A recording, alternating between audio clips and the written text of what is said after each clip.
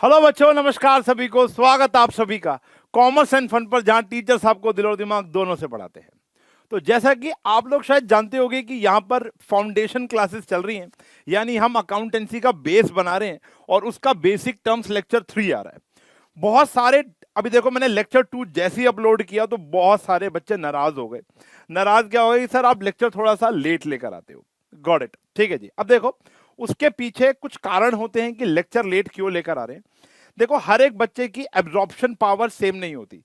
जब हम अभी देखो हम यहाँ क्या कर रहे हैं, बेसिक टर्म्स लेक्चर 3 है, तो यानी जो बेसिक टर्म वाला चैप्टर है वो हमने 3 पार्ट्स में किया।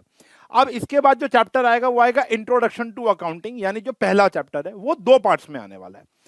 यहां पर जो बेस है वो 5 से लेके 6 क्लासेस का रहने वाला है। फिर बेसिस ऑफ अकाउंटिंग आएगा, वो एक ही पार्ट में हो जाएगा। उसके बाद मैक्सिमम जितने भी चैप्टर होंगे बच्चों, वो वन शॉट में आपके पास आएंगे।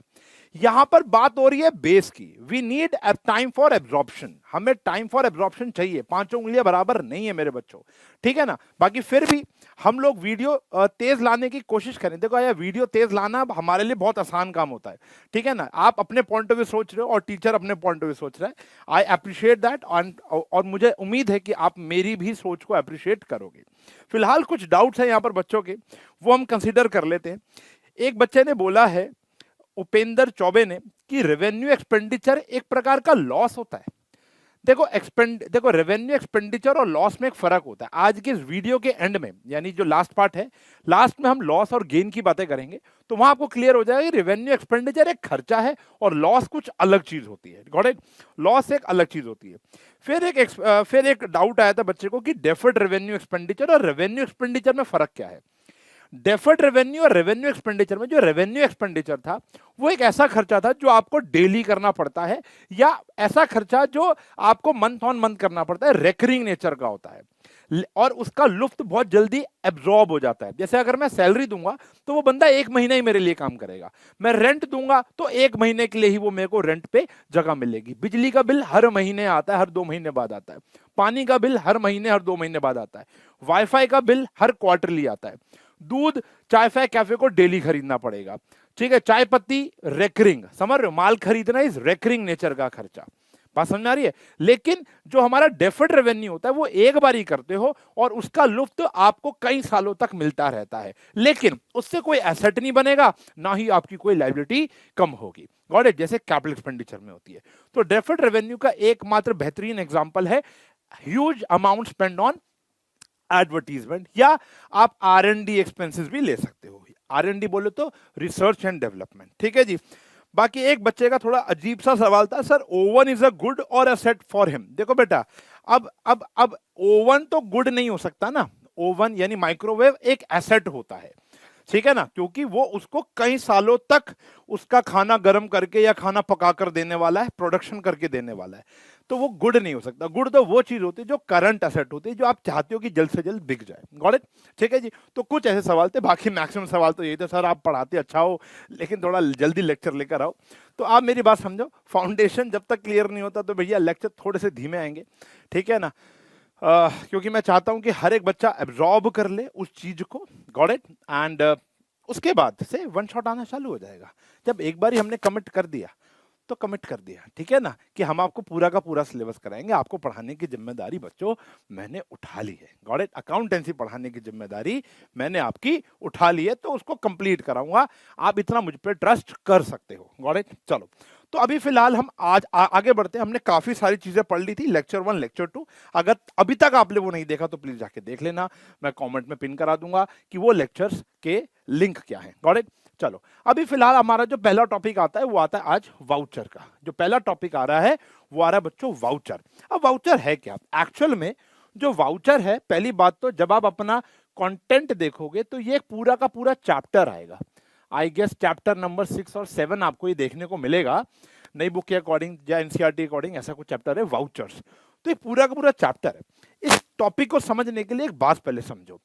अगर मैं आपको कहता हूं कि मेरी चाय कैफे का जो एक आउटलेट है उसका बिजली का बिल 1 लाख रुपए आता है, तो क्या आप मान जाओगे? Answer is no. और हो सकता है कि आप मान जाओ, मैंने अभी बोला सर आपको मुझ पर ट्रस्ट होना चाहिए, ठीक है ना।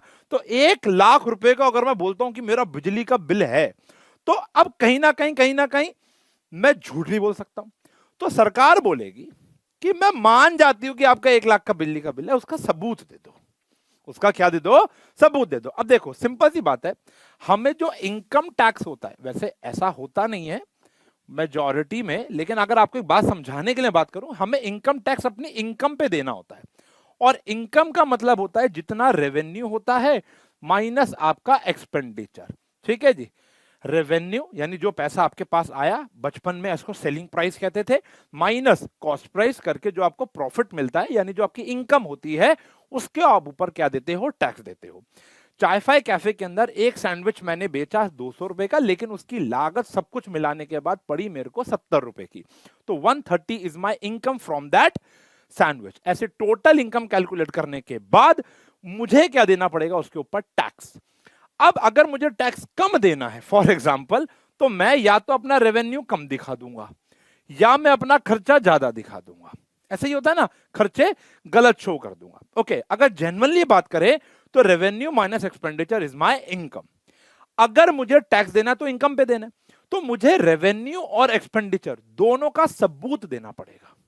मेरे पास एविडेंस होना चाहिए कि हां मैंने इतना रेवेन्यू कमाया है और हां मैंने इतना खर्चा किया है।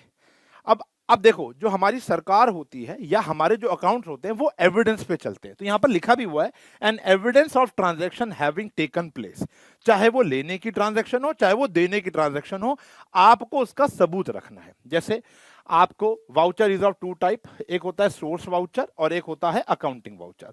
मतलब कहानी यह है कि पहले तो आपको सारे के सारे सोर्स वाउचर को इकट्ठा करना पड़ेगा। अभी सोर्स वाउचर क्या होते हैं? जैसे फॉर एग्जांपल आपने किसी से पैसे लिए तो आप उसको बिल काट के दोगे, इनवॉइस काट के।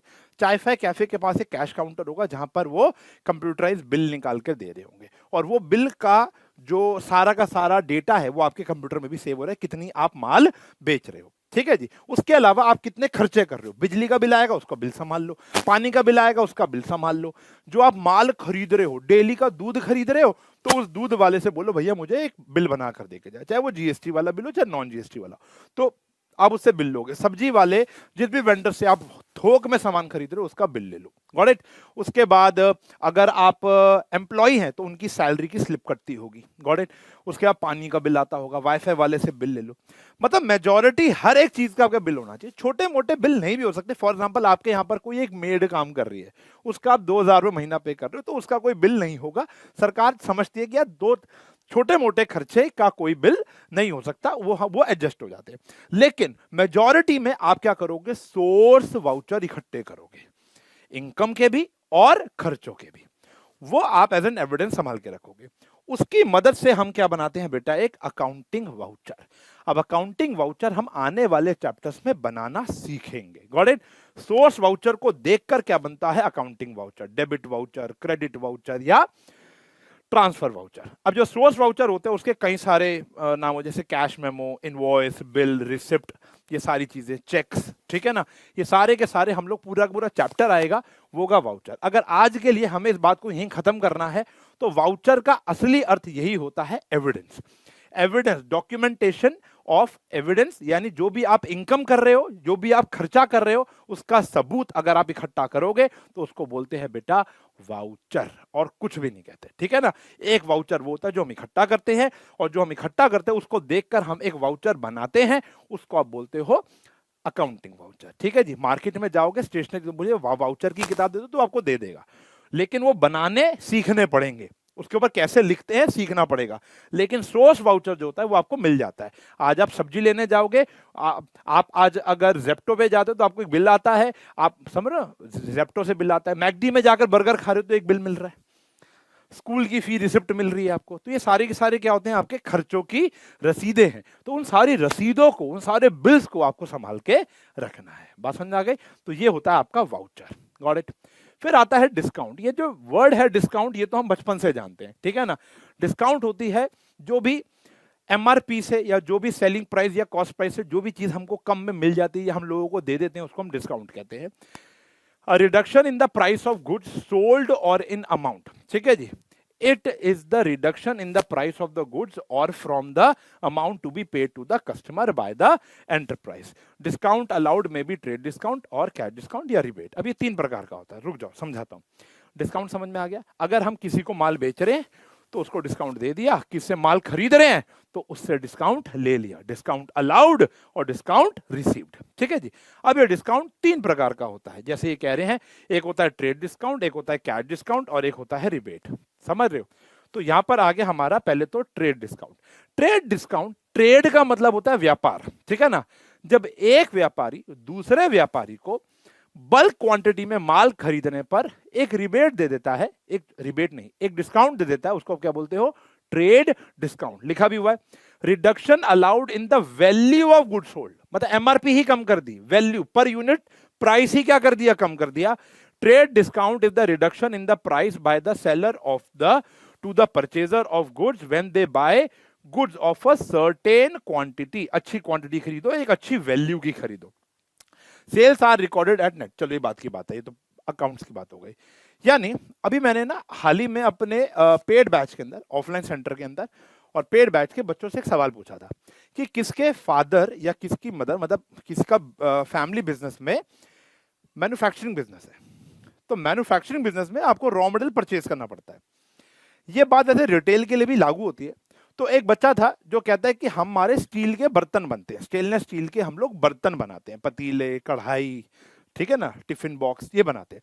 तो उसके लिए हम स्टेनलेस स्टील रॉ मटेरियल के तौर पे खरीदते हैं. तो मैंने उससे एक सवाल पूछा कि तू अपने फादर से पूछ कर आई हो कि जब वो मान लो 100 किलो स्टेनलेस स्टील खरीद रहे हैं, उसका प्राइस कुछ और होता है पर यूनिट, पर केजी, और अगर वो 200 किलो खरीदते तो उसका प्राइस कुछ अलग होता है. बात समझ में आ गई?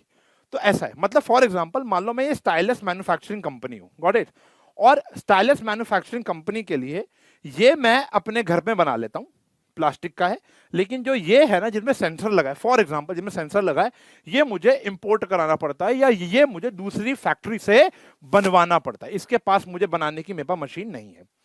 तो अगर मैं इससे वो कहता हूं कि भैया मुझे ये 1000 पीस दे दो, तो मान लो एक पीस 5 रुपए का पड़ेगा. लेकिन अगर मैं कहता हूं भैया मुझे 10,000 पीस दे दो, तो बोलता है ठीक है 4.5 रुपए में ले जाओ. तो अब वो 10,000 क्वांटिटी की वजह से एक व्यापारी ने दूसरे व्यापारी को जब एक एमआरपी में, यानी जो प्राइस है वैल्यू में जो रिडक्शन कर दी, उसको आप क्या बोलते हो? Trade discount. ये कभी भी बुक्स में शो नहीं किया जाता. ट्रेड डिस्काउंट बुक्स में शो नहीं किया जाएगा. जब वो चीज मुझे 4.5 की पड़ेगी तो मैं सीधा ही अपने अकाउंट में दिखाऊंगा मैंने 4.5 की खरीदी. मैं ये नहीं दिखाऊंगा कि 5 रुपए की चीज मुझे 4.5 की पड़ी. नहीं, जितने में खरीद रहे हो वो लिखा है. ट्रेड डिस्काउंट वर्बली होता है, उसके और आपके बीच में 5 रुपए की चीज जब 4.5 रुपए की मिलेगी तो आप 4.5 रुपए लिख दोगे. Got it? इसलिए यहां पर लिखा है sales are recorded at the net value. Sale trade discount, मतलब आप सेल पे भी ट्रेड डिस्काउंट कर सकते हो. Similarly purchase are recorded by the purchaser at net value. मतलब आप भी तो किसी को ट्रेड डिस्काउंट दे सकते हो.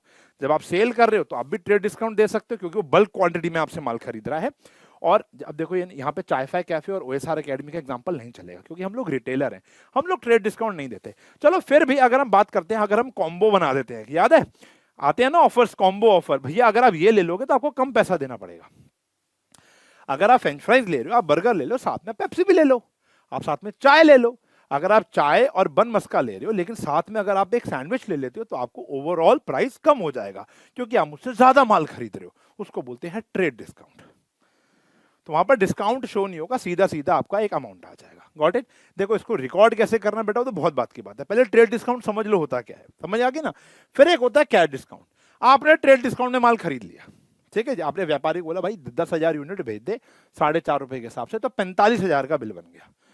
4.5 रुपए के हिसाब से 10,000 क्वांटिटी आपने खरीद ली थी, वो 5 रुपए की, लेकिन उसने हमें व्यापारिक डिस्काउंट देकर कितना कर दिया? 4.5 रुपए. तो ये आपको लगता है कि 45,000 रुपए का हमारा अमाउंट बन चुका है. 45,000 अब मुझे उस वाले बंदे को पे करने हैं, ठीक है जी. अब मैं कहता हूं कि भाई ये पैसे मैं कैश में दूंगा तेरे को.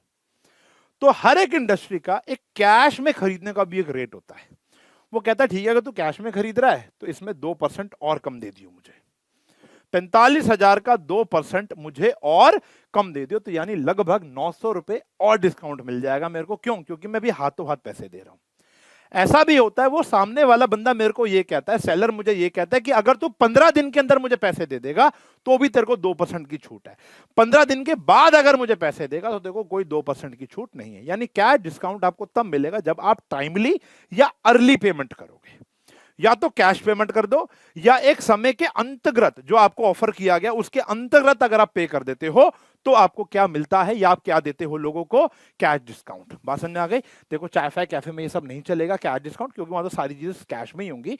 लेकिन अगर हम उसकी बात करें, एक व्यापारी जब दूसरे व्यापारी, आप अपने पेरेंट्स से पूछ लेना, अगर वो मैन्युफैक्चरिंग में या होलसेलर आपके रिटेल में माल खरीदते हैं या बेचते हैं, तो वो भी ऐसा डिस्काउंट लेते हैं या देते हैं। ठीक है जी। तो यहां पर ही मैंने उस बच्चे से पूछा कि अगर वो स्टेनलेस स्टील का माल अगर तू भाई 1000 किलो खरीद रहा है या 200 केजी खरीद रहा है तो प्राइस तो वैसे कम हो गया ट्रेड डिस्काउंट की वजह से। अगर तू कैश पे पेमेंट करता है तो पापा से पूछ, अलग प्राइस होगा, और अगर तू लेट पेमेंट करेगा तो प्राइस अलग होगा। तो यानी कैश पेमेंट करने की वजह से आपको एक और फर्दर डिस्काउंट मिलता है, उसको बोलते हैं कैश डिस्काउंट। तो लिखा भी हुआ है reduction in the amount payable और रिसीवेबल, या तो आप दोगे डिस्काउंट या आपको मिलेगा due to timely payment. Cash discount is the discount allowed for timely payment of due amount, it is an expense. हाँ, ये हमारा एक खर्चा होता है, लॉस ये भी नहीं है बेटा। लॉस तो एक अलग चीज होती है। लॉस बताऊंगा क्या है। ये तो हमने अपने होशो हवास में किसी को दिया है। अगर हम किसी को दे रहे हैं तो ये हमारा एक्सपेंस है, अगर दिया है, ठीक है ना, अगर आपने अलाउ किया है। और अगर आपको मिला है, अगर आपको डिस्काउंट रिसीव हुआ है, तो ये एक प्रकार की आपकी इनकम हो गई, फायदा हो गया, प्रॉफिट या गेन हो गया। ठीक है, बात समझ में आ गई? ओके, ये आपकी क्या हो गई, इनकम हो गई। बात समझ में आ गई? फिर एक छोटी चीज आती है, उसको बोलते हैं रिबेट। रिबेट क्या होता है कि जब आपका माल अप टू द क्वालिटी, अब देखो रिबेट के लिए मैं आपको एक एग्जांपल देता हूं, बहुत अच्छा एग्जांपल है। मैं क्या था, मैं आपको एक यहां से एग्जांपल देता हूं। हम ना अपने OSR एकेडमी में प्रिंट मशीन छपा, अच्छा चलो मैं आपको बताता हूं। मैं आपको चाय फाय कैफे का बढ़िया एग्जांपल देता हूं, अभी मेरे दिमाग में क्रिएट हो गया। चाय फाय कैफे ने क्या किया था, मशरूम के डब्बे मंगवाए थे, ठीक है जी, अपने वेंडर से। वैसे तो मैं रोज मशरूम लेने, मतलब वेजिटेबल्स लेने जाता हूं, राहुल जाता है, जो भी आपने नाम रखा हुआ है ओनर का, तो वहां वो जाता है, खरीद के लाता है, खुद टमाटर चुनता है, खुद मशरूम का पैकेट देखता है कि भैया अंदर कोई सड़ा हुआ मशरूम तो नहीं है, टमाटर बढ़िया है, भिंडी बढ़िया है, समझ रहे, ऐसे ऐसे करके वो सामान लेकर आता है। लेकिन अब उसको लगा कि यार मेरा वेंडर मेरा फिक्स तो हो गया, वो बढ़िया सब्जियां खुद ही छांट देता है, तो अब आपका काम बढ़ गया, तो आपने कहा भैया फोन पे भेज दे। तो आपने उसको ऑर्डर किया 5 किलो मशरूम, 5 किलो टमाटर, 10 किलो प्याज, ये सब भाई मुझे भेज दे। अब उसने जो सारा सामान बढ़िया भेजा, लेकिन मशरूम के डब्बों में मैक्सिमम मशरूम सड़े हुए निकले थे। और एक डब्बे की कॉस्ट थी, मान लो मैंने उससे 20 डब्बे खरीदे थे, और एक डब्बे की कॉस्ट थी 100 रुपया। तो उसने मुझे बिल बनाकर भेजा हुआ था भैया 2000 रुपया। मैंने उसे कॉल किया, मैंने कहा भाई यार तेरे, अब देखो इसके अंदर मान लेते हैं ट्रेड डिस्काउंट और कैश डिस्काउंट को साइड में रखते हैं, ठीक है जी। वैसे वो डब्बा लोगों को देता है 150 का, मुझे कितने का दे रहा है, 100 का, क्योंकि मैं बल्क क्वांटिटी में खरीद रहा हूं, पहली बात। और मैंने उसको कैश पेमेंट नहीं की, तो मुझे कोई कैश डिस्काउंट नहीं मिला। अगर करता तो हो सकता था मुझे 100 रुपए का और क्या मिल जाता, डिस्काउंट, 1900 रुपए का मुझे CD मिल गया। Got it. अब इसके बाद जब मेरे पास माल पहुंचा तो मैंने उस भाई को फोन किया, मैंने कहा भाई यार तेरे ये जो मशरूम है, तेरे मशरूम नहीं, मतलब जो तूने मुझे मशरूम भेजे हैं वो तो खराब निकले हैं यार, उसमें मैक्सिमम खराब है। मैं जो देख रहा हूँ फोका निकल रहा है, फोका पंजाबी मतलब सड़ा हुआ है, कालक है उसके अंदर, मतलब मजा नहीं आ रहा यार। जो पहले मशरूम बेचा था आज वैसा मशरूम नहीं है तेरा। तो उसने कहा भाई देख, या देखो अब मेरे पास 2 ऑप्शन है, या तो मैं परचेज रिटर्न कर सकता हूँ, या सामने से मुझे एक ऑफर आया कि भाई देख इसमें ना छांट छांट के इस्तेमाल कर ले, 1900 का है ना, डिवाइड बाय 2 कर लेते हैं। तू कह रहा ना आधे खराब है, तो डिवाइड बाय 2 कर लेते हैं। तो अब यहां पर मैं तेरे को रिबेट, अगर तू यूज कर सकता है तो तू कर ले, लेकिन मैं तेरे को थोड़ी सी और छूट दे दूंगा, पैसों में और छूट। छूट का मतलब रिबेट। तो भैया तू ऐसा कर, 1900 मत दियो, मुझे सिर्फ 900 रुपए दे दियो फॉर एग्जाम्पल, ठीक है। मुझे पता है माल पीछे से खराब आया, अब मुझे बेचना तो है, मैं सारा नुकसान तो नहीं झेल सकता। अब वो मुझे ऑफर देगा, ये एक्सेप्ट करना ना करना मेरे ऊपर होता है कि मैं सड़ा वाला माल लगा सकता हूँ या नहीं लगा सकता, ठीक है ना। अगर मैं एक्सेप्ट कर लेता हूं तो मुझे 1900 की चीज कितने की पड़ गई, 900 की पड़ गई। मेरा सैंडविच तो उतने का ही है ना, मेरा हाँ ठीक है, अब आप बोलोगे सर कहीं तो खराब होंगे फेंक दोगे, लेकिन अगर मैं उसे यूटिलाइज कर सकता हूं, काम चला सकता हूं, तो हम चला लेते हैं। तो उसकी वजह से जो खराब सामान होता है या अप टू द सैंपल नहीं होता, उसकी वजह से जो सेलर होता है वो परचेजर को एक छूट दे देता है कि भैया ठीक है, उतना पैसा मत दो, कम दे दो, लेकिन उस सामान को आप इस्तेमाल कर लो। बात समझ में आ गई? तो उसको बोलते हैं हम rebate. Rebate is not so important, अभी क्वेश्चंस में आएगा तो मजा आएगा। आपको भी फोकस करना है ट्रेड डिस्काउंट और कैश डिस्काउंट में। बहुत ही बढ़िया।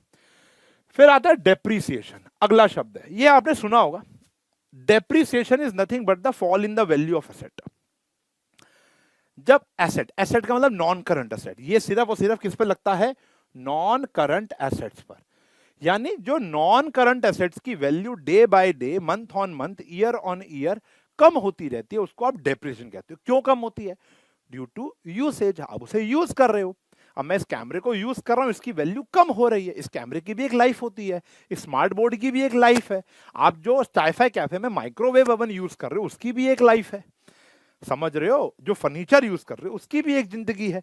तो उसकी वैल्यू डे बाय डे क्या हो रही है? कम हो रही है, due to usage, due to obsolescence यानी सड़ना और गलना, due to wear and tear यानी टूट फूट, due to change in fashion, ये भी हो सकता है। तो कई सारे कारणों की वजह से आपके जो एसेट की वैल्यू कम होती है, उसको आप डेप्रीसिएशन कहते हो।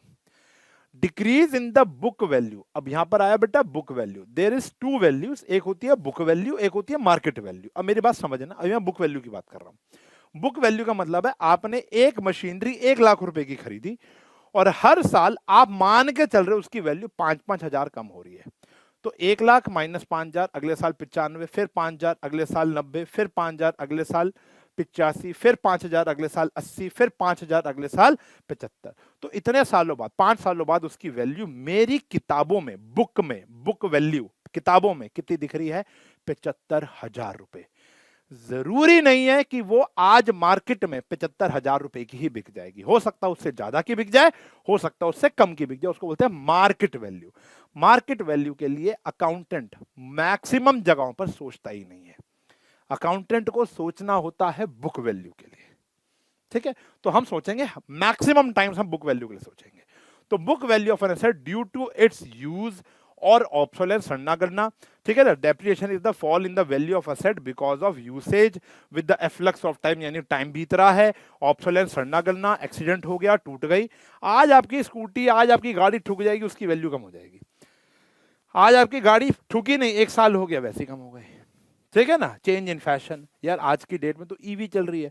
फॉर एग्जांपल एक अपलिफ्ट आ जाता है, बॉयज समझ पाएंगे, कुछ गर्ल्स समझ पाएंगी मेरी बात को। आज मैं एक नई गाड़ी लेकर आता हूं और उसमें क्या होता है, फॉर एग्जांपल उसमें क्या होता है कि जैसी लेकर आया 6 महीने बाद कंपनी ने उसका एक नया वर्जन ला के दे दिया, मेरी वैल्यू ऐसे कम हो गई। चेंज इन फैशन, यार अब तो उसमें स्क्रीन भी बढ़िया आ रही है, उसके अंदर सीट भी बढ़िया आ रही है, उसके अंदर स्पीड बढ़िया आ रही है, माइलेज बढ़िया आ रही है, हाइब्रिड पर आ गई, ईवी भी है, पेट्रोल भी है, समझ रहे हो, ऐसा आ गया। तो वहां पर मेरी एसेट की वैल्यू ऑटोमेटिकली कम हो जाएगी। तो उसको बोलते हैं हम डेप्रीसिएशन। इसके कुछ एक्सेप्शन है। अब बोलोगे सर पेन कहाँ गया आपका? पेन वो पड़ा है, उठाने का आलस आ रहा है। एक्सेप्शन, एक्सेप्शन मतलब ये किन पर नहीं लगता। अच्छा देखो, ये मैं नहीं कह रहा हूं, ये सरकार कह रही है। ठीक है ना। 2 चीजों के ऊपर आप डेप्रिसिएशन नहीं लगाओगे। पहला है लैंड। आप बिल्डिंग के ऊपर डेप्रिसिएशन लगाओगे, बिल्डिंग की वैल्यू कम होती है, नई पुरानी बिल्डिंग में फर्क होता है। लेकिन जमीन की वैल्यू सरकार कहती है मार्केट वैल्यू नहीं, बुक वैल्यू। मार्केट वैल्यू कम बढ़ती रहती है, ऑब्वियसली बात है, सबको पता है, कम भी होती है और बढ़ भी सकती है। लेकिन लैंड की जो वैल्यू आपकी किताबों में है वो कभी भी कम नहीं होनी चाहिए, ऐसा सरकार कह रही है। गलत भी है। ठीक है ना। ये लैंड के ऊपर डेप्रिसिएशन आप नहीं लगाओगे, कह रहे जितने खरीदे वही चलती रहेगी।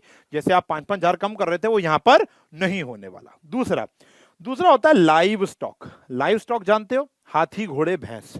ठीक है जी। फॉर एग्जाम्पल आपका बैंड का काम है, बैंड वो शादियों में बैंड, तो आपके पास घोड़ियां होंगी। अमूल कंपनी के पास भैंसे, गायें, गोट्स होंगी। ठीक है जी। हम लोग मूर्थल जाते हैं या कहीं पर भी जाते हैं मेलों में, तो एक कैमल राइडर होता है जो कैमल में राइड कराता है, कैमल राइड कराने वाला बंदा होता है। उसके बाद जो ऊंट है वो उसका एक एसेट है, उसके ऊपर डेप्रिसिएशन नहीं लगाओगे आप पोल्ट्री के अंदर हो, चलो पोल्ट्री के अंदर तो यार जो हेंस होती हैं वो तो आपका गुड्स ही होंगे क्योंकि आप उनको बेच रहे हो। या अगर फॉर एग्जांपल आप नॉनवेज का काम नहीं कर रहे हो, मतलब हेंस को नहीं बेच रहे हो, उनके अंडों को बेच रहे हो, तो जो हेंस हो जाएंगी वो आपका एक लाइफ स्टॉक हो जाएंगी। समझ रहे हो, क्योंकि वो आपको प्रोडक्शन करके दे रही है अंडों का। Got it. तो वो उसके ऊपर भी आप डेप्रिसिएशन नहीं लगाओगे। आपके आसपास ऐसी जगह होंगी जहां पर भैंस का दूध मिलता है, तो जो ओनर है उसके पास 8-10 भैंसे होंगी, तो 8-10 भैंस जो होंगी या काउज जो होंगी, वो उसका जो एसेट हो गया। कौन सा एसेट हो गया? Non current asset. लेकिन हम ये जानते हैं कि गाय बूढ़ी होती है, हम ये जानते हैं कि एक समय आने पर वो दूध देना बंद कर देगी, हमारे लिए वैल्यूलेस हो जाएगी, उसकी वैल्यू कम हो रही है। समझ रहे हो ना? एक जवान भैंस और एक बूढ़ी भैंस के रेट में फर्क है, एक जवान घोड़ी और एक बूढ़ी घोड़ी के रेट में फर्क है। बात समझ रहे हो ना? लेकिन हमारे उस फर्क को हम अपने अकाउंट्स में नहीं दिखाएंगे, ऐसा सरकार कहती है। समझ में आ गया? ये भी पूरा का पूरा एक चैप्टर है बेटा, इसको बहुत डिटेल्ड में पढ़ना है कि कारण क्या है डेप्रिसिएशन लगाने का, क्यों लगा रहे हैं हम डेप्रिसिएशन। ये बहुत डिटेल्ड में तरीके हैं कैलकुलेट करने के, वैल्यूएशन करने के, मेरे फर्नीचर की वैल्यू कितनी हो जाएगी, मेरे एसेट की वैल्यू कितनी हो जाएगी। ये पूरा का पूरा एक चैप्टर है जो कि काफी बड़ा चैप्टर है, वो हम सीखेंगे। अभी आप फिर शब्द पर जाओ कि जब भी सुनोगे डेप्रिसिएशन तो उसका मतलब है fall in the value of asset. अभी हम भाषा एक कर रहे हैं ना। फिर आता है entity. Entity is very simple, entity यानी बिजनेस का नाम, जैसे चाय cafe, OSR academy, McDonald, TISCO, Tata, यहाँ लिखे हुए आपका रिलायंस, बजाज ऑटो, मारुति, यानी जो नाम होता है एक ऐसा एंटिटी, एक ऐसी ऑर्गेनाइजेशन जो इकोनॉमिक एक्टिविटी करती है, पैसा लेन देन करती है और अपना घर चलाती है, प्रॉफिट के लिए काम कर रही है, उसको आप एंटिटी कहते हो। Got it? ठीक है जी, ओके। जो बिजनेस मतलब in the eyes of law वो एक बिजनेस एक्टिविटी कर रही है। Got it? अच्छा, फिर आता है इंसॉल्वेंट एंड सॉल्वेंट। अब आखिरी कुछ शब्द चल रहे हैं छोटे छोटे। सॉल्वेंट और इंसॉल्वेंट, साइंस में तो कुछ और होता था, यहां पर बताता हूं। सॉल्वेंट बंदा वो होता है जिसके एसेट ज्यादा होते हैं, लायबिलिटी कम होती है। देखो आज की डेट में उधार सब पर है। आपको क्या लगता है हमारे जो मुकेश अंबानी जी हैं, टाटा जी हैं, बिरला जी हैं, जिंदल इंडस्ट्रीज है, क्या इनके ऊपर कोई उधार नहीं होगा? उधार होगा, लेकिन they are capable enough to pay their debts. वो अपने डेट यानी अपने उधार, अपनी लायबिलिटी को पे करने के लिए योग्य हैं। उनके पास इतने एसेट हैं कि वो बेच देंगे तो वो पे कर सकते हैं, नियर फ्यूचर में पे कर देंगे। Got it? अब जैसे फॉर एग्जांपल मैं अपनी या चाय कैफे की बात करूं, चाय कैफे अपनी लायबिलिटी पे ऑफ कर सकता है, ठीक है जी। जैसे जैसे वो आगे बढ़ेगा अब वो कैपेबल है। लेकिन कभी कभी ऐसा होता है कि आप इतना कर्जों में डूब जाते हो कि आपके एसेट कम पड़ जाते हैं। एक समय था जब हमारे श्री अमिताभ बच्चन जी इतने कर्जों में डूब गए थे। उनका ए बी प्रोडक्शन हाउस था एक, अभिषेक बच्चन या अमिताभ बच्चन का ऐसा कुछ एक मतलब दोनों फादर एंड सन ये काम करते थे, लोगों का प्रोडक्शन हाउस करते थे। खाकी मूवी भी इन लोगों ने ही बनाई थी। मतलब ये लोग एक ऐसा था जो सामान प्रोवाइड करता था या पैसा लगाता था कंपनीज आपकी मूवी की प्रोडक्शन में। तो ये लोग बर्बाद हो गए, इतना बर्बाद हो गए, इतना बर्बाद हो गए कि इनका घर, प्रतीक्षा नाम का जो घर है जानते होगे, वो नीलाम होने को आ गया था। उनका सब कुछ बिक गया था। ये लोग रोड पे आने वाले थे कि एक समय बस आया कि केबीसी साइन हो गया, मुथूट फाइनेंस इन्होंने साइन कर लिया और कल्याण ज्वेलर्स साइन कर लिया।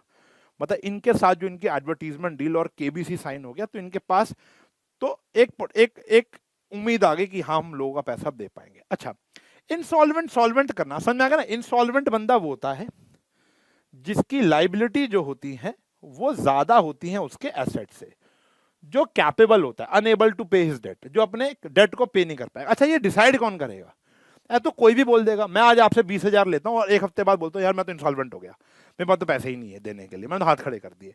मुझे उसको साबित करना पड़ेगा, मुझे कोर्ट में जाना पड़ेगा, वरना आप मुझे मार डालोगे। ठीक है ना? मैंने अगर लोगों का पैसा देना होगा और मैं हाथ खड़े कर दूंगा तो मुझे एक थ्रेट है कि भाई कोई भी मुझे मार सकता है, कोई भी मुझे हैरेसमेंट होगी, फोन्स की हैरेसमेंट होगी, मेरे पास घर में आएंगे, मेरे घर के अंदर लड़ाई झगड़ा होगा।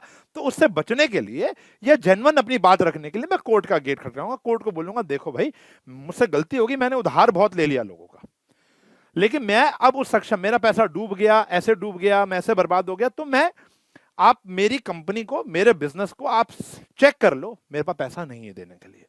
तो कोर्ट के जो सीएज होते हैं या जो ऑडिटर्स होते हैं वो चेक करते हैं कि आपके पास उतने एसेट हैं, आपकी लायबिलिटी ज्यादा है, एसेट कम है, तो कोर्ट आपको इंसॉल्वेंट घोषित कर देती है।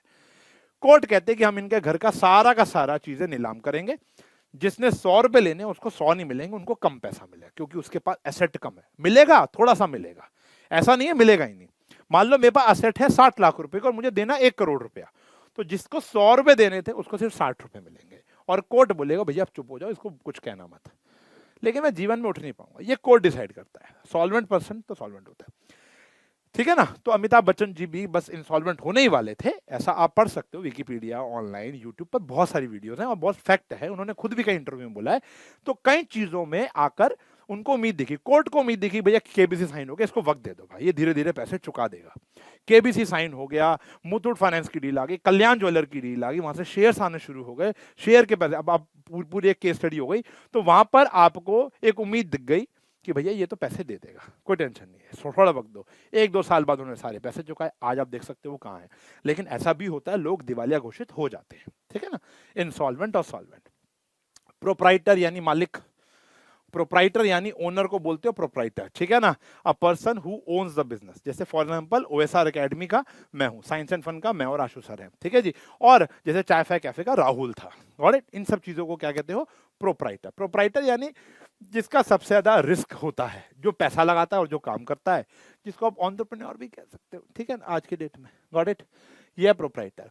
फिर आती है बात, एक बच्चों का और डाउट था एक्सपेंसेस और इनकम के ऊपर बेस्ड, कि सर ये एक्सपेंस और इनकम में फर्क क्या है। मैं आपको बताता हूँ। एक्सपेंस, मुझे मेरी पेन मेरी जेब में ही था भाई साहब, हाँ जी, एक्सपेंस देखो, अभी आपने पढ़ा था ना एक्सपेंडिचर, है ना, उसके अंदर एक टॉपिक पढ़ा था रेवेन्यू एक्सपेंडिचर, तो जो रेवेन्यू एक्सपेंडिचर है वही एक्सपेंस और कुछ नहीं है। ये आप दो प्रकार से कर सकते हो, एक होता है प्रीपेड, अब किताब पढ़ोगे तो ये नजर आएगा, प्रीपेड जो आप पहली पे कर दो समय आने से पहले, मुश्किल तो नहीं है ना, और एक होता है आउटस्टैंडिंग। क्या होता है आउटस्टैंडिंग? आउटस्टैंडिंग का मतलब क्या हो गया बेटा, जो हमने डेट निकल गई लेकिन पे नहीं किया, ये हमारे सर पे बोझ आ जाता है। प्रीपेड का मतलब हमारा कहीं ना कहीं एक एसेट होता है। फॉर एग्जांपल मेरे पास मेरा एक एम्प्लॉई आता है, कहता है कि सर मान लो मार्च में आया, कहता था अप्रैल मई जून जुलाई की बेटा सर मुझे सैलरी दे दो, मेरी बहन की शादी है। मैं कहा ठीक है भाई ले जा, काम तो तूने करना ही है, लेकिन अब मैंने उसको पहले ही पैसा दे दिया, काम वो मेरे लिए करेगा, तो ये मेरे लिए एसेट हो गया। ये मेरे लिए क्या हो गया, एसेट, जो धीरे धीरे कम हो जाएगा, मुझे पता है एक हो जाएगा, लेकिन ये मेरा कौन सा सेट, कौन सा सेट है वो बात की बात है, क्योंकि एक असेट के बारे में हमने पढ़ाई नहीं की, वो है फिक्टिशियस असेट, आने वाले अलग चैप्टर्स में करेंगे। तो फिक्टिशियस असेट होता है, मतलब ये मेरा एसेट है, क्योंकि या तो मेरे लिए काम करेगा, काम करना बंद करेगा, मुझे पैसा दे देगा। एक होता है आउटस्टैंडिंग, कि भैया एक बंदा मेरे पास 5 मिनट से काम कर रहा है, लेकिन मेरी फर्म के हालात ऐसे हैं कि मैं उनको पे नहीं कर पा रहा हूँ, अभी पे नहीं कर पा रहा हूँ, आगे पे कर दूंगा। अब मैं इंसॉल्वेंट नहीं हुआ, अब इसमें इंसॉल्वेंसी मत ले आना, अभी मेरे पास पैसे नहीं आ रहे, सीजन नहीं चल रहा, या जो भी है कोविड पीरियड चल रहा है, XYZ, मेरी सर पे बिजली का बिल 2 महीने का पेंडिंग हो गया, या मेरे सर पे 4 महीने की सैलरी पेंडिंग हो गई, उसको क्या बोलते हैं आउटस्टैंडिंग। ये एक प्रकार की मेरी क्या होती है लायबिलिटी। कौन सी लायबिलिटी होती है, करंट, क्योंकि मुझे आने वाले समय में उसको जल्द से जल्द उतारना है। बात समझ में आ गई? ये होता है प्रीपेड और ये होता है वो। अब इनकम का मतलब जैसे ही मैंने बताया था ना, रेवेन्यू माइनस एक्सपेंडिचर। अच्छा मेरे को बात बताओ, मैं चाय फाय कैफे सिर्फ और सिर्फ फूड एंड बेवरेजेस बेचकर ही पैसा कमा रहा है? मैक्सिमम यस, उसका वो ऑपरेटिंग काम है, रेवेन्यू फ्रॉम ऑपरेशन, यानी रेवेन्यू रिसिप्ट जिसको हमने कहा था, जो ज्यादातर यही हो रहा है। अब मैं रोज सुबह जा रहा हूं, शाम को आ रहा हूं, मुझे बच्चों से पैसे मिल रहे हैं, मेरे को फीस मिल रही है, तो मेरा जो सबसे ज्यादा इनकम का योगदान है वो बच्चों से फीस आना है, चाहे वो ऑनलाइन हो चाहे वो ऑफलाइन हो। क्या सिर्फ और सिर्फ उशांक या चाय फाय कैफे सिर्फ और सिर्फ ओएसआर, मतलब ओएसआर और चाय फाय कैफे अपने डेली ऑपरेशन वाले काम से पैसा कमा रहे हैं? Answer is no. देखो अब हमारे पास सरप्लस पैसा होता है तो हम ब्याज पर दे देते हैं, यानी इंटरेस्ट आता है।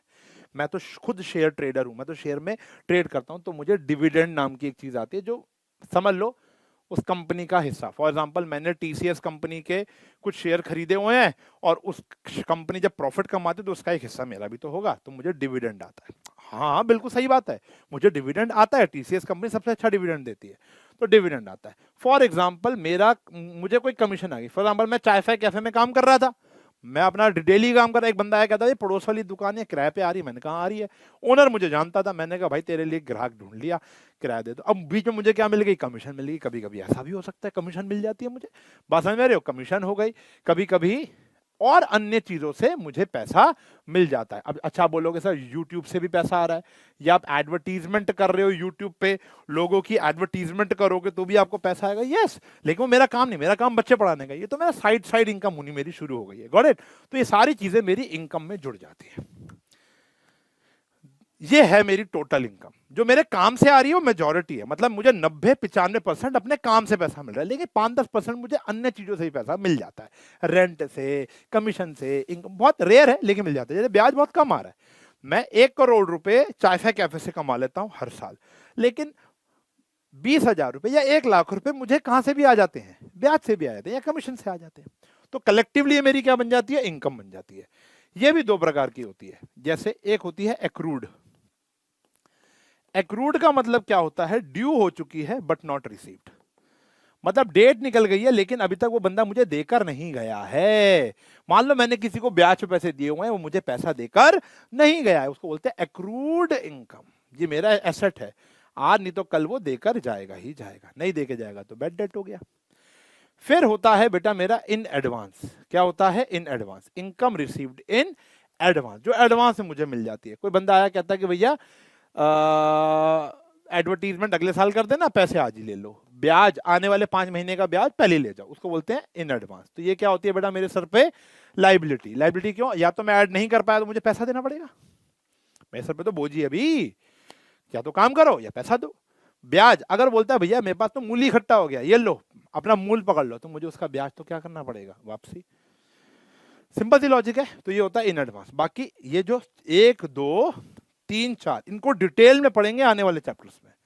आपकी किताब में भी डिटेल में नहीं पढ़ा रखा, चाहे वो टीएस करे वालों चाहे डी के, क्योंकि उनको पता है आगे जाकर एक बड़ा मुद्दा आने वाला है जहां पर ये अच्छे समझ में आ जाएंगे। क्लियर है, डन है। चलो तो कुछ और चीजें, जैसे अब मैंने आपको वादा किया था कि प्रॉफिट गेन और इन सब का मतलब बताऊंगा। जैसे बुक्स ऑफ अकाउंट्स आपको समझ में आ गया ना, बुक वैल्यू। बैलेंस शीट हमारी औकात होती है जिसमें एसेट्स और लायबिलिटी का पता चल जाता है, कितने एसेट्स हैं कितनी लायबिलिटी है। बुक वैल्यू के ऊपर हमने बात कर ली। फिर अब यहां पे देखो, there is difference between profit and gain. अब मेरी बात समझना, प्रॉफिट डेली वाले ऑपरेशन से आ रहा है। मैंने जैसे भी बताया था, 200 रुपए का सैंडविच बेचा, ठीक है जी, सैंडविच बेचा और उसकी कॉस्ट थी 70 रुपए की, कॉस्ट प्राइस थी, तो 130 रुपए बेटा मेरा क्या हो गया, प्रॉफिट।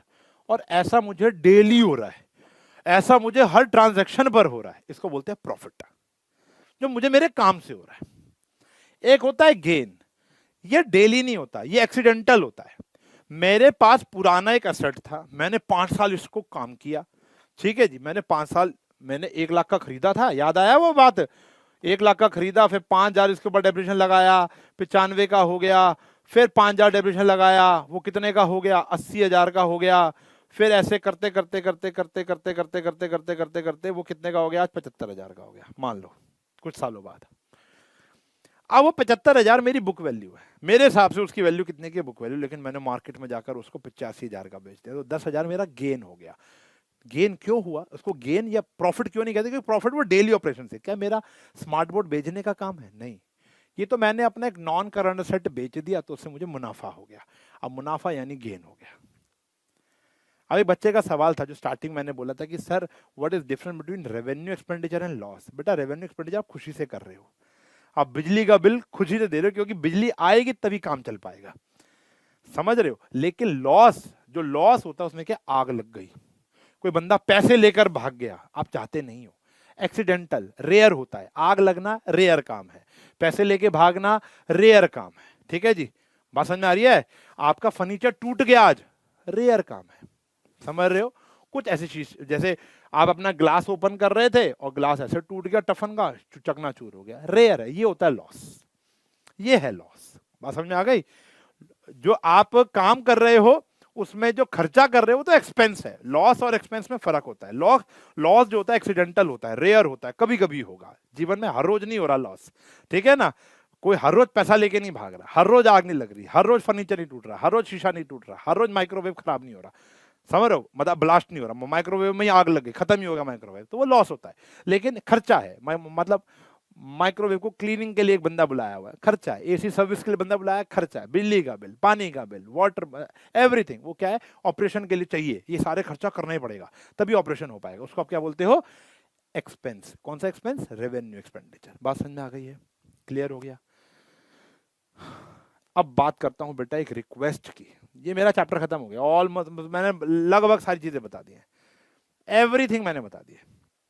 एक चीज छुपाई है, मैंने बताया आपको, मैं आपको बताया तो मैंने क्या छुपाया, अभी आप लोगों से फिक्टिशियस असेट के बारे में मैंने बात छुपाई है, मैंने ट्रेड पेबल ट्रेड रिसीवेबल के बारे में आपसे बात छुपाई है, बिल पेबल बिल रिसीवेबल मैंने आपसे छुपाया है। ये 2-4 चीजें मैंने आपसे जान के छुपाई हैं, क्यों, क्योंकि अभी हम इतने मैच्योर नहीं है, आने वाले वक्त पे ये ऑटोमेटिकली आने वाले चैप्टर्स में क्लियर हो जाएगा, पूरे पूरे चैप्टर है इनके ऊपर, बात समझ में आ गई? अभी आपको बस एक ही काम करना है, ये सारे शब्दों को एक बारी, एक ही दिन में, एक ही बारी में बैठकर रीड आउट कर लेना है, टीएस गरेवाल से या मेरी पीपीटी से, या इस लेक्चर को एक बारी फिर 1.5x या 2x पे बैठ के तीनों लेक्चर्स को एक बार ऑब्जॉर्व कर लेना है। आने वाला लेक्चर होगा इंट्रोडक्शन टू अकाउंटिंग, यानी पहला चैप्टर। अब सेकंड के बाद पहले पे जा रहे हैं। देखो ये है तरीका पढ़ाने का जो 18 साल से इनोवेट किया गया है। इनोवेट तो नहीं कहेंगे, जो मुझे लगा कि बच्चों को ज्यादा मजा इसमें आता है। पहले भाषा तो एक करूं, तभी मैं चैप्टर 1 जब पढ़ाऊंगा तब उसके अंदर इस भाषा का मैं प्रयोग कर पाऊंगा और उस टॉपिक को और अच्छे से समझा पाऊंगा। उसको बोलते हो आप इंट्रोडक्शन टू अकाउंटिंग। वो दो लेक्चर में पढ़ने वाले हैं, ठीक है जी। एक लेक्चर इसी वीक आ जाएगा, एक अगले वीक आएगा, गॉट इट। उसके बाद आपका बेस फाउंडेशन लगभग क्लियर हो जाएगा और उसके बाद आप प्रैक्टिकल्स पे जा सकते हो। Accounting equation, basis of accounting, journal, ledger, trial balance, ये सब वन शॉट में आएंगे, वन शॉट में आएंगे। जर्नल 2 पार्ट्स में आएगा क्योंकि बहुत बड़ा होता है, ठीक है ना, जर्नल बहुत बड़ा होता है, गॉट इट। क्लियर होगी बात? अब आपको ये लेक्चर तीनों समझ में आ गए होंगे। कैसा लगा ये तीनों जर्नी पढ़ने के बाद कमेंट में बता देना। अगर कोई डाउट है तो फिर देखो, हम डाउट पूरे साल ऐसे ही लेने वाले हैं। जो अच्छे डाउट होंगे वो हम यहाँ पर लिखेंगे। आपके सारे कमेंट में पढ़ता हूँ, ये बात आपको मैंने प्रूव कर दी है। और यहाँ पर जितने भी कमेंट आएंगे उसमें जो अच्छा कमेंट होगा मैं यहाँ पर बात करता हूँ उसके बारे में, उस डाउट को कंसीडर करता हूँ। और आपके जो प्यार भरे कमेंट होते हैं वो भी मैं पढ़ता हूँ। ऑब्वियसली बात है, वो यहाँ पर आकर मैं डिस्कस करूंगा तो लोग बोलेगा फ्लेक्स कर रहा है। लेकिन मुझे बड़ा अच्छा लगता है, आप मुझे अच्छी बातें बोलते हो। कुछ बच्चे मुझे फीडबैक भी देते हैं, सर जल्दी लेकर आओ, ये करो वो करो, तो मैं उस फीडबैक को भी सुनकर उसके ऊपर काम भी करता हूँ, गॉट इट। लेकिन अपनी अपनी एक प्रायोरिटी होती है, अपना अपना एक माइंडसेट होता है कि मैं डेली लेक्चर्स क्यों लेकर आ। डेली लाना अभी सही नहीं है, अभी सही नहीं है। प्लीज मेरी बात मानो, मुझ पर हल्का सा ट्रस्ट करो। डेली तो मैं बेटा पेड बैच में भी नहीं पढ़ा रहा और उनको मैं बोलता हूं कि डेली नहीं पढ़ना। आपको बस एब्जॉर्प्शन के लिए समय चाहिए। नया सब्जेक्ट है, इसको समय दो यार। समझ रहे हो? जब एक गर्लफ्रेंड बॉयफ्रेंड डेली मिलने लग जाते हैं ना तो झगड़ों की संभावना बढ़ जाती है।